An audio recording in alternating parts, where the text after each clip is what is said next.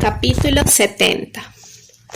Toda su fortuna estaba reunida en una pequeña bandeja de cobre, una caracola, una campanilla, una cántara llena de agua del Ganges, un bote de ghee y el pancha prodit, el candelero de 5 brazos que servía para la ofrenda del fuego.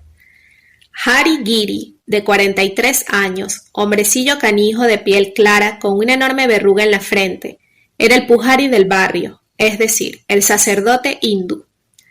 Vivía en una pobre casa cerca de la choza de los madrasis, los habitantes más miserables del slum.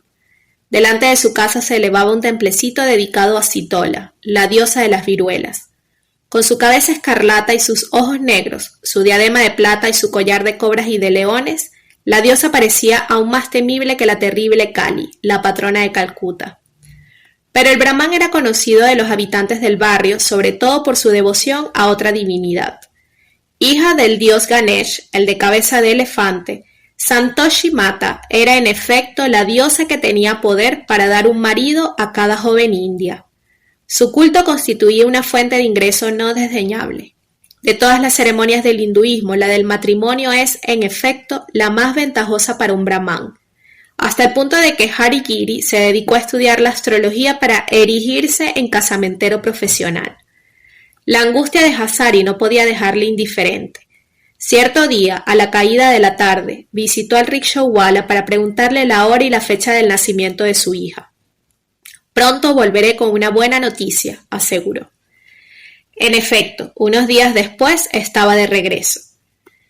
«El horóscopo de tu hija y su casta concuerdan perfectamente con los de un muchacho que conozco», anunció triunfalmente a Hasari y a su esposa. «Se trata de una familia de Kumars. Poseen 2 tiendas en un slum vecino. Son gente realmente respetable». Luego, dirigiéndose solamente a Hasari, añadió: «Al padre del muchacho le gustaría hablar contigo lo antes posible». Mudo de emoción, Hasari se prosternó hasta el suelo para limpiar los pies desnudos del Brahman y luego llevarse las manos a la frente. Pero un pujari no iba a contentarse con ese tipo de agradecimientos. Tendiendo la mano, reclamó un anticipo sobre sus honorarios. Con aquella visita empezó una tragicomedia de múltiples peripecias en las que Lambert intervendría forzosamente como uno de los protagonistas principales. Porque, aunque las largas y minuciosas negociaciones que preceden a una boda suelen desarrollarse en público, en medio del corralillo ambas partes prefieren un lugar más discreto para sus discusiones económicas. «Mi cuarto está siempre a disposición de todo el mundo», dirá el sacerdote. Y fue allí, ante la imagen del santo sudario, donde se reunieron ambas partes.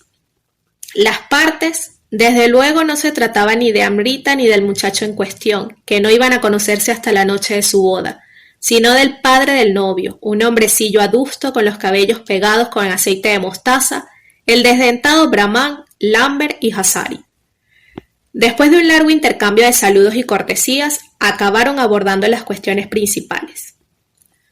«Mi hijo es un muchacho excepcional», afirmó sin titubeo el padre, «y quiero para él una esposa que no lo sea menos». Naturalmente, nadie se llamó a engaño acerca de lo que significaba aquel modo de entrar en materia. No se refería a cualidades morales, ni siquiera físicas, sino al precio que había que pagar para comprar a aquel muchacho excepcional. «Demonios», se dijo Hasari, «ese tipo va a exigir la luna». Se volvió hacia el gran hermano Paul en busca de un indicio tranquilizador.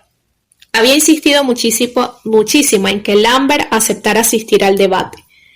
Delante del sahib no se atreverán a exagerar, se había dicho. Pero por una vez el antiguo campesino había cometido un error de psicología. Por el contrario, la presencia de un sahib daba argumentos al bando contrario. Si el padre de la chica no puede pagar, el sahib tendrá que pagar en lugar suyo. «Mi hija es tan excepcional como tu hijo», contestó Hasari, que no quería ser menos. «Si, tal como dices, es una perla, sin duda querrás dotarla generosamente», dijo el padre. «Lo que quiero es cumplir con mi deber», aseguró Hasari.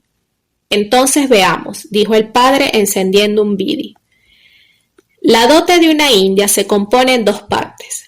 Por una parte está su ajuar y sus joyas personales, que en principio siguen siendo de su propiedad, y de otra parte los regalos que aporta a su nueva familia.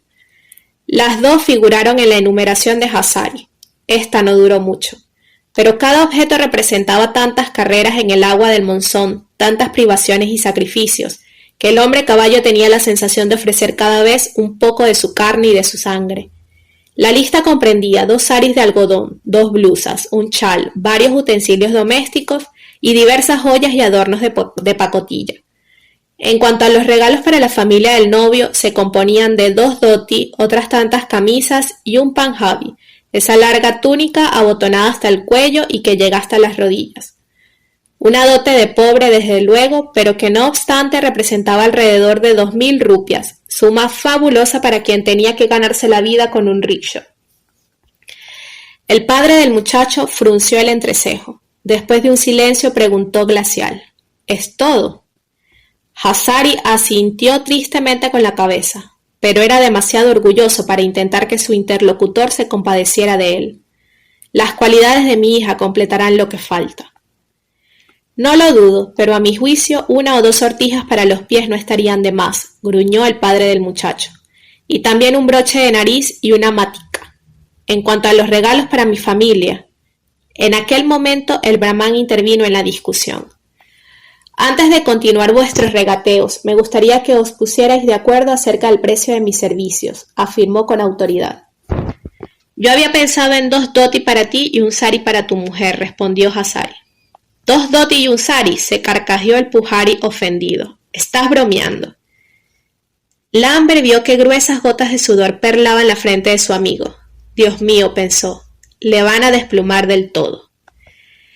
Kalima y otros vecinos se habían arracimado en el quicio del cuartito para no perderse ni una palabra y tener al corriente al resto del corralillo.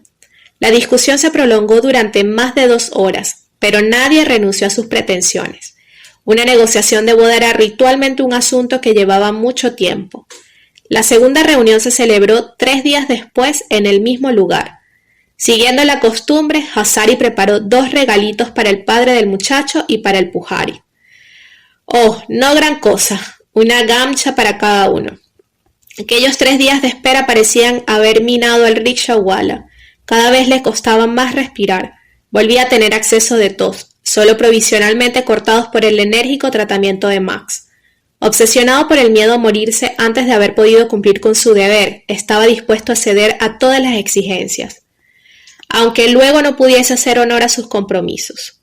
Esta vez fue el pujari quien abrió el fuego, pero sus pretensiones eran tan excesivas que por una vez los 2 padres estuvieron de acuerdo en rechazarlas. En este caso me retiro, amenazó el brahmán. Allá tú, buscaremos otro pujari, respondió Hassari. El brahmán se echó a reír. Soy yo quien tiene los horóscopos, nadie aceptará ocupar mi lugar. La respuesta provocó una hilaridad general en el corralillo. Hubo mujeres que le increparon. Lambert oyó que una de ellas gritaba: ese pujari es un verdadero hijo de puta. Y otra respondía: es muy listo, te apuesto a que no está de acuerdo con el padre del chico. En el cuarto la situación parecía no tener salida. Víctima de un acceso de fiebre, Hassari había empezado a temblar. Con los ojos inyectados en sangre y mirando fijamente al brahmán, fulminaba para sí. Si esta basura me estropea la boda de la niña, le mato. Entonces el pujari hizo como que se levantaba para irse, pero Hassari le retuvo por la muñeca. Quédate, suplicó. Solo si me pagáis ahora mismo un adelanto de 100 rupias. Las miradas impotentes de los 2 padres se cruzaron. Después de unos segundos, cada cual hurgó en el cinto de su longi.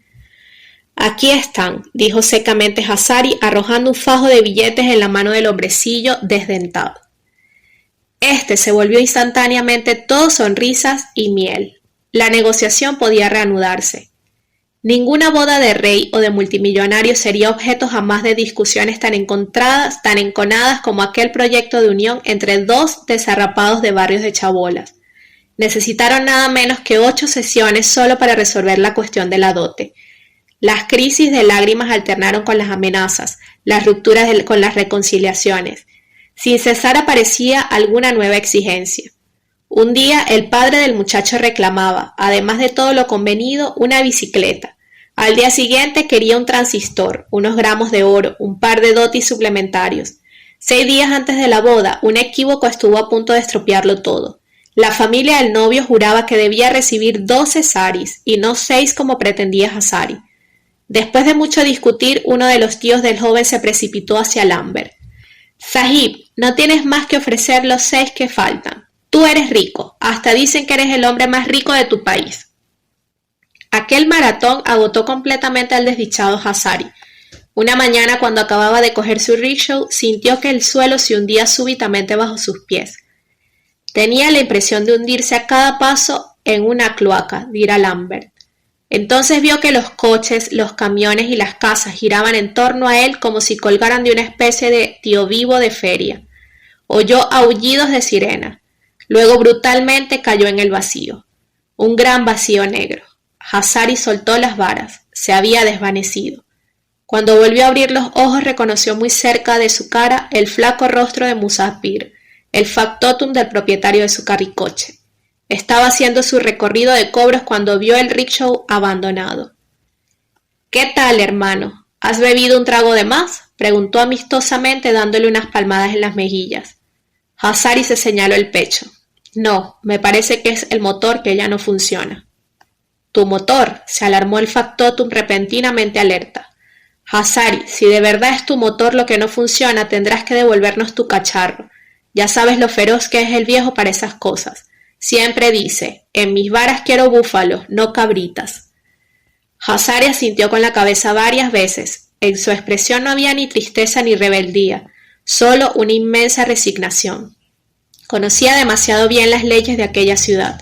Un hombre cuyo motor falla es un hombre muerto. Dejaba de existir. Pensó en el pobre coolie al que llevó al hospital en los primeros días de su destierro. Pensó en Ramchander y en todos aquellos a quienes había visto morir entre los brazos de sus varas, minados, consumidos, aniquilados por el clima, el hambre, el esfuerzo inhumano. Pensó en el pobre Ramatula, que desapareció en el hueco de una cloaca. Contempló con ternura las 2 grandes ruedas y la caja negra de su viejo rickshaw, el asiento de tela encerada con agujeros, los cubos y la tela de la capota bajo cuya protección tantos jóvenes se habían amado, tantos habitantes habían desafiado las locuras del monzón. Miró sobre todo aquellos 2 timones de tortura entre los que había sufrido tanto. ¿Cuántos miles de kilómetros habían recorrido sus pies cubiertos de úlceras sobre el asfalto en fusión de la ciudad espejismo? No lo sabía. Solo sabía que cada paso suyo había sido un acto de voluntad para que diera una vuelta más la chacra de su destino, un gesto instintivo de supervivencia para escapar a la maldición de su condición. Y ahora la chacra se detenía para siempre. Alzó sus ojos hacia el menudo factotum que cabalgaba su bicicleta. «Llévate el rickshaw», dijo. «Hará feliz a alguien». Se levantó y arrastró por última vez el número 1999 hasta la parada de Park Circus. Mientras se despedía de sus camaradas, vio que el factotum llamaba a uno de los jóvenes que esperaban en cuclillas al borde de la acera. Eran todos refugiados del último éxodo que había vaciado los campos de Bengala y del Bihar asolados por una nueva sequía. Todos acechaban la oportunidad de poder tirar de su rickshaw. Hassari fue hacia el que había elegido el factotum y le sonrió. Luego sacó del cinto su cascabel de cobre.